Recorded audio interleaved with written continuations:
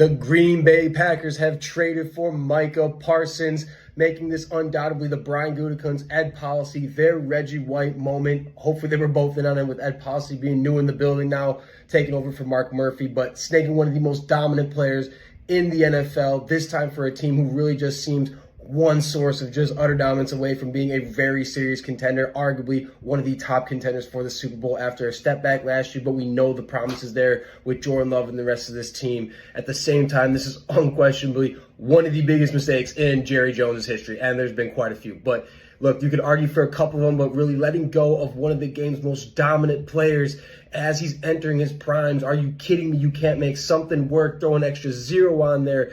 You just paid Dak Prescott a huge extension. This is not going to help him get to that Super Bowl and take that next step himself.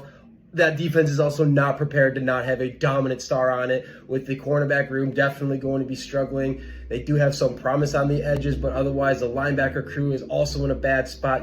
Kind of triggering a full defensive rebuild right after you sign Dak Prescott. It seems kind of crazy, even though they had a Jordan Pickens.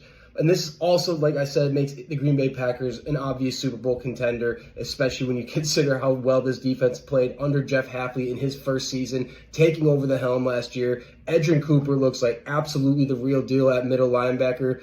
And then you also got Rashawn Gary playing great run defense last year, on top of the fact he's still a good pass rusher. Took a step back, but, it's in there. We've seen it plenty enough.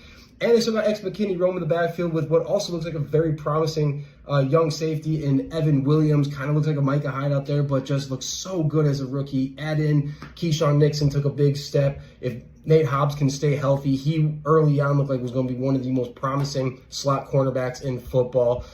Lucas Van Ness, look, we still have to see it, but this preseason, this training camp, he's looked much better with the help of new defensive line coach DeMarcus Covington. He's looked like he's had a little bit of finesse to his game, and they have other assets all across that defensive line.